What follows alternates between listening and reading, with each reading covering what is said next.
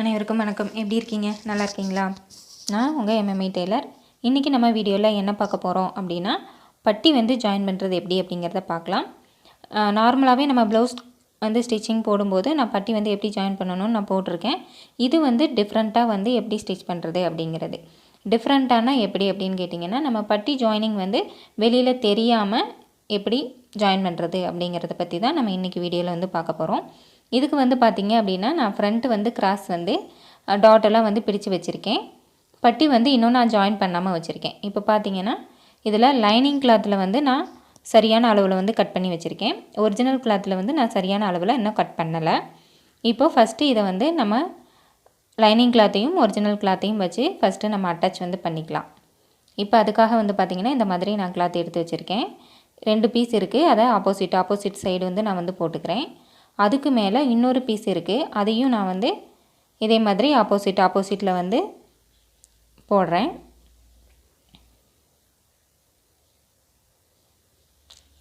இப்போ பார்த்திங்கன்னா அதுக்கு மேலே நம்ம லைனிங் பீஸ் வந்து போடலாம். இதில் ஃப்ரண்ட்டுன்னு தெரியறதுக்காக ஒரு கிராஸாக வந்து நான் கட் வந்து போட்டு வச்சுருக்கேன். அதை வந்து ஆப்போசிட்டில் சைடில் போட்டுட்டு நம்ம வந்து ஜாயின் பண்ணலாம். இப்போ பார்த்திங்க அப்படின்னா நம்ம இதை அப்படியே வச்சு ஜாயின் பண்ணலாம். ஜாயின் பண்ணுறதுக்காக ஏற்கனவே நம்ம வந்து ஒரு 1/2 இன்ச்சில் தையலுக்காக நம்ம எப்பயுமே விடுவோம். அந்த 1/2 இன்ச்சில் வந்து நான் வச்சு ஜாயின் பண்ணுறேன். இப்போ கீழவும் எக்ஸ்ட்ரா பீஸ் இருக்குது, மேலேயும் வந்து எக்ஸ்ட்ரா பீசஸ் இருக்குது. அதை வந்து நம்ம அப்புறமா கட் பண்ணிக்கலாம்.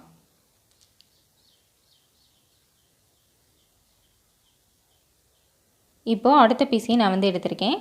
இதுலேயும் அந்த ஃப்ரண்ட்டுன்னு தெரியறதுக்காக நம்ம ஒரு நாச் வந்து போட்டிருக்கோம் இல்லைங்களா, அதை வந்து மார்க் பண்ணிக்கோங்க. ரெண்டுமே வந்து ஃப்ரண்ட்டும் வந்து ஆப்போசிட் சைடில் இருக்கிற மாதிரி வச்சு நான் வந்து தையல் வந்து போடுறேன். இப்போ ரெண்டாவது பீஸையும் அதே மாதிரி 1/2 இன்ச்சில் வச்சு நம்ம ஜாயிண்ட் வந்து போட்டுக்கலாம்.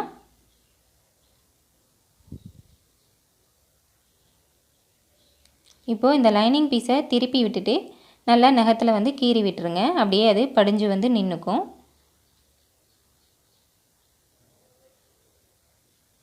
இப்போ அது மேலேயே நம்ம வந்து எட்ஜில் ஒரு தையல் வந்து போட்டே வரலாம்.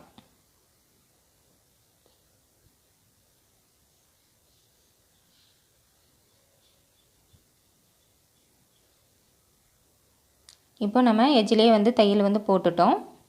இப்போ பார்த்திங்க அப்படின்னா நமக்கு இந்த மாதிரி பீஸ் வந்து இருக்கும்.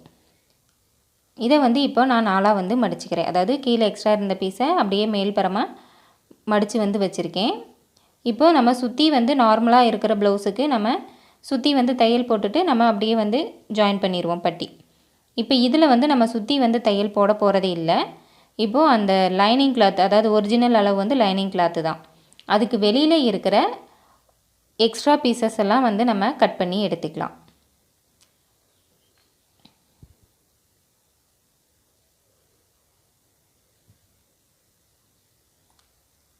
எக்ஸ்ட்ரா இருக்க பீசஸை வந்து கட் பண்ணி எடுத்துடலாம். எடுத்துட்டு நம்ம வந்து இந்த மாதிரி விரிக்கணும். இதை இப்படி ஓப்பன் பண்ணிங்க அப்படின்னு சொன்னால் நமக்கு 2 பீஸ் வந்து கிடைக்கும். இந்த பக்கம் 2 பீஸ், இந்த பக்கம் 2 பீஸு. இப்போ இதில் வந்து பார்த்திங்கன்னா ஒரு சைடு லைனிங் பீஸும் ஒரு சைடு ஒரிஜினல் பீஸும் இருக்குது. இப்போ பாருங்கள், இதில் வந்து நமக்கு மொத்தம் 4 பீஸ் வந்து இருக்குது. இதில் வந்து நாம் சுற்றி வந்து தையல் வந்து போட்டுக்கலாம். இப்போ 2 பீஸாக வச்சுட்டு சுற்றிலும் வந்து நம்ம தையல் போட்டு எடுத்துடலாம்.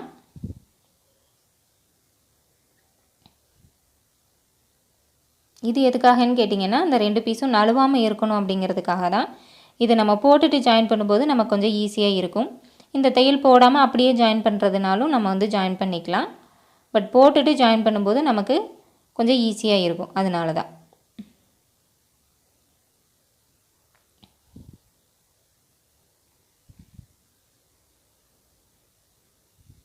இப்போ இதே மாதிரியே நம்ம இன்னொரு பீஸ்லேயும் வச்சு நம்ம எக்ஸ்ட்ரா இருக்கிறதெல்லாம் கட் பண்ணிவிட்டு இதே மாதிரி 2 பீஸ் தனித்தனியாக எடுத்து வச்சு ஜாயிண்ட் வந்து போட்டுக்கலாம். இப்போ வந்து பார்த்திங்கன்னா இந்த மாதிரி தான் நமக்கு இருக்கும். அதுக்கு முன்னாடி நீங்கள் இப்போ தான் நம்ம சேனலுக்கு புதுசாக வரீங்கன்னா நம்ம சேனலை சப்ஸ்கிரைப் பண்ணி வச்சுக்கோங்க. இப்போ வீடியோ கீழே ரெட் கலரில் சப்ஸ்கிரைப் அப்படின்னு ஒரு பட்டன் வந்து இருக்கும். நீங்கள் அதை அழுத்தினீங்கன்னா பக்கத்தில் ஒரு பெல் ஐக்கான் வந்து வரும். நீங்கள் அதையும் அழுத்திட்டீங்க அப்படின்னா நான் எப்போ வீடியோஸ் போட்டாலும் உங்களுக்கு வந்து நோட்டிஃபிகேஷன் கிடைக்கும். நீங்களும் என்னோடய வீடியோவை மிஸ் பண்ணாமல் பார்க்கலாம்.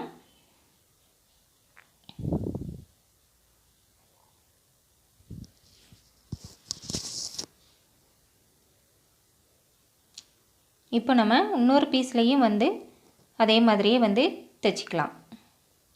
எக்ஸ்ட்ரா இருக்க பீசஸ் வந்து கரெக்டாக வந்து கட் பண்ணுங்கள்.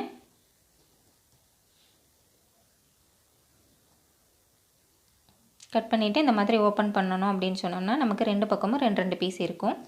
அது மாதிரி வந்து வச்சுக்கோங்க. இப்போ 2 பக்கமே வந்து பார்த்திங்கன்னா உங்களுக்கு சென்டரில் ஜாயின் பண்ண இடத்துல பீஸ் தெரியாத மாதிரி இருக்குது. இதுலேயுமே வந்து நம்ம சுற்றி வந்து தையல் போட்டு எடுத்துடலாம்.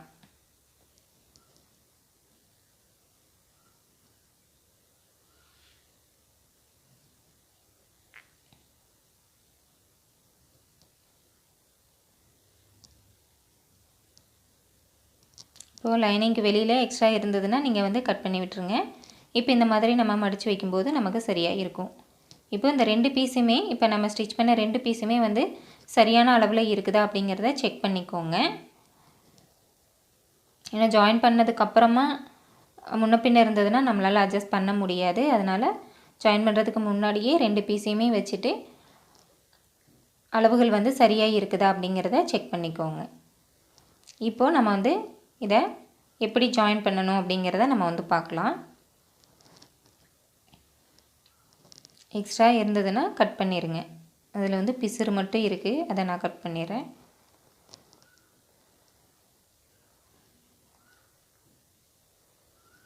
இப்போ நம்ம ஏற்கனவே வந்து கிராஸில் டாட்டெல்லாம் வந்து பிடிச்சு வச்சுருக்கோம்.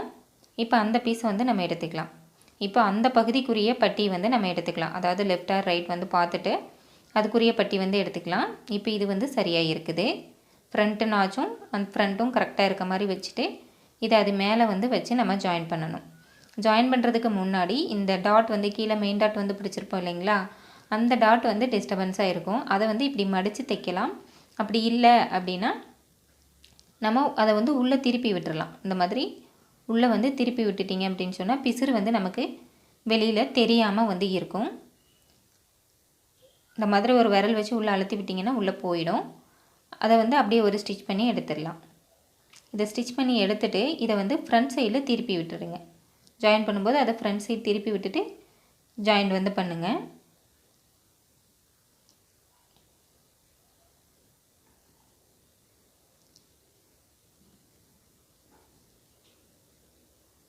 இப்போது நம்ம 1/2 இன்ச்சுக்கு வந்து தையலுக்காக நம்ம இடம் வந்து விட்டுருப்போம். அதே 1/2 இன்ச்சு வந்து இங்கே நம்ம வந்து ஜாயிண்ட் வந்து பண்ணிக்கலாம். இப்போ இதில் நம்ம 2 பக்கமும் 2 பீஸ் வச்சுருந்ததில் ஒரு பக்கம் தான் வந்து வச்சு ஜாயின் பண்ணுறோம். அதுவும் நல்ல பக்கம் வந்து மேலே தெரிகிற மாதிரி நான் வந்து வச்சு ஜாயின் பண்ணுறேன்.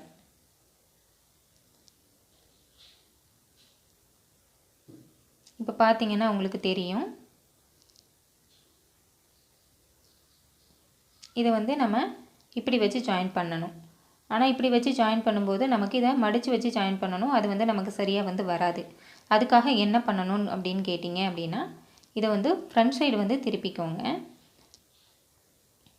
ஃப்ரண்ட் சைடு திருப்பிட்டு இதை மேலே உள்ள கிராஸை வந்து அப்படியே சுருட்டி வந்து உள்ளே வச்சுடுங்க. உள்ளே வைக்கும்போது நமக்கு அந்த பட்டி கூட வந்து நமக்கு இந்த மாதிரி வந்து நிற்கும். இப்போது ஏற்கனவே நம்ம வந்து ஜாயின் பண்ணியிருக்கோம் இல்லைங்களா 1/2 இன்ச்சில், அதே 1/2 இன்ச்சில் இப்போ எக்ஸ்ட்ரா இருக்க இந்த பீஸையும் நம்ம வந்து வச்சு ஜாயின் பண்ணணும். அதாவது கிராஸ் பீஸ் வந்து உள்ளே சுருட்டி வந்து வச்சுருக்கோம்.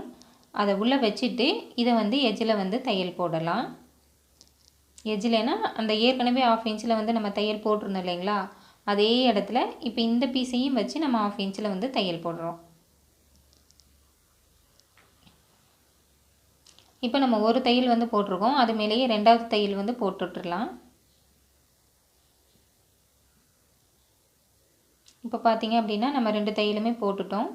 இப்போ இந்த சைடில் வந்து தெரியுது பாருங்கள், அதை வந்து இப்படியே லைட்டாக இப்படி உள்ளே வந்து எடுத்தோன்னு சொன்னோம்னா நமக்கு வெளியில் வந்துடும்.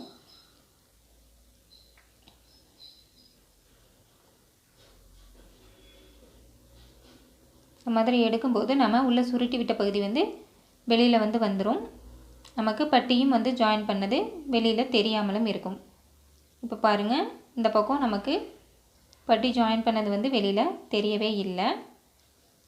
இதில் வந்து நம்ம தையல் வந்து போடணும்.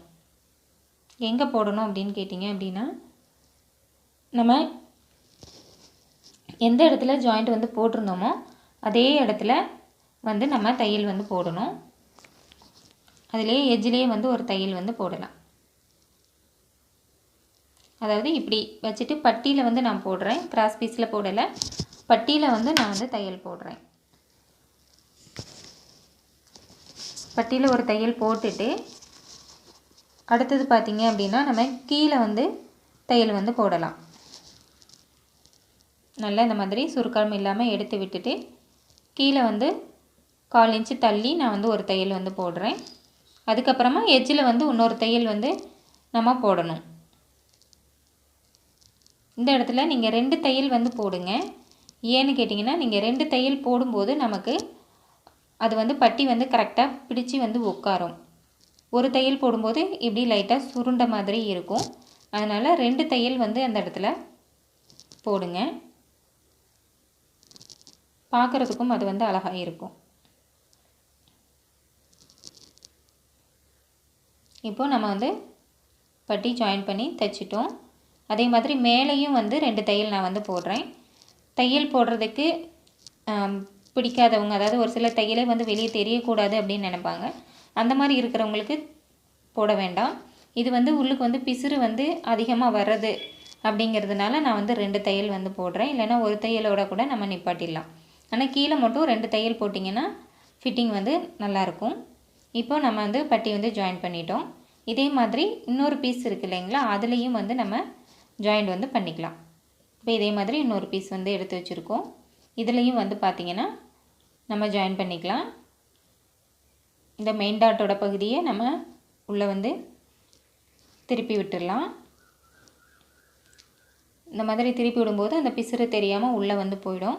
அந்த பிசுறு இருந்ததுன்னா போடும்போது கூட ஒரு சிலருக்கு டிஸ்டர்பாக இருக்கும். எல்லா ப்ளவுஸ்லேயும் அப்படி இருக்காது.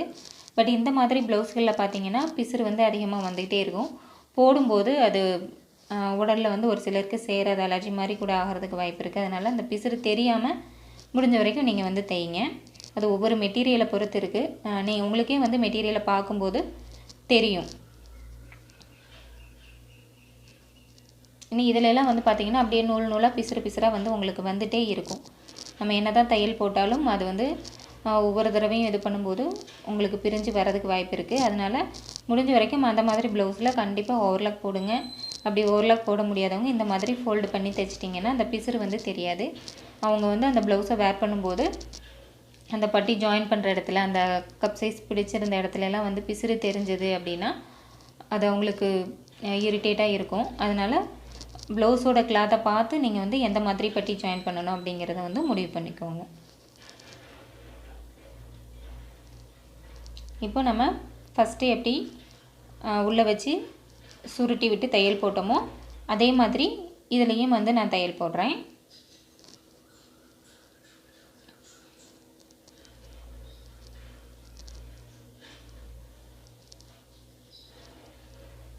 அதிலே வந்து ரெண்டாவது வந்து ஒரு தையல் வந்து போட்டுக்கலாம்.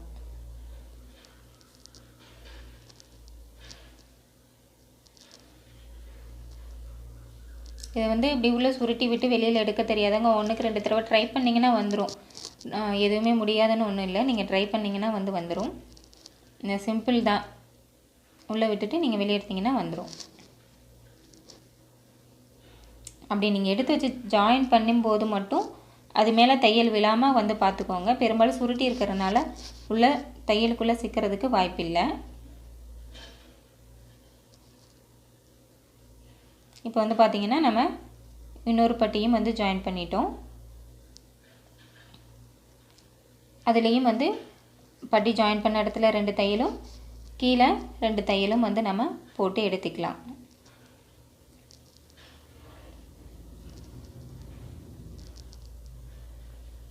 நல்லா கீழே சுருக்கம் இல்லாமல் நல்லா எடுத்து விட்டுட்டு தையல் போடுங்க. கீழே எஜ்ஜில் ஒரு தையல், அதுக்கு மேலே 1/4 இன்ச்சில் ஒரு தையல். நான் 1/4 இன்ச்சில் போட்டுட்டு தான் நான் வந்து எஜ்ஜில் வந்து போடுறேன். எஜ்ஜில் போட்டுட்டு அதுக்கப்புறம் உள்ளே தள்ளி போடும்போது லைட்டாக சுருக்கம் வர மாதிரி இருக்கும். அதனால் மேலே தையல் போட்டுட்டு அதுக்கப்புறமா கீழே எஜ்ஜில் வந்து போடுங்க. கண்டிப்பாக என்னோடய வீடியோஸ் வந்து நீங்கள் பார்க்குறீங்க அப்படின்னா ஃபஸ்ட்லேருந்து எண்டு வரைக்கும் ஸ்கிப் பண்ணாமல் பாருங்கள். அப்போ தான் நான் சொல்கிற விஷயங்கள் வந்து உங்களுக்கு புரியும். இப்போ பாருங்கள், நம்ம ஜாயின் பண்ணது வந்து வெளியில் தெரியவே இல்லை. நம்ம போட்டிருந்த தையல் மட்டும்தான் வந்து நமக்கு தெரியுது. கண்டிப்பாக இந்த வீடியோ உங்களுக்கு யூஸ்ஃபுல்லாக இருக்கும்னு நினைக்கிறேன். பிடிச்சிருந்தால் லைக் பண்ணுங்கள், ஷேர் பண்ணுங்கள், கமெண்ட் பண்ணுங்கள்.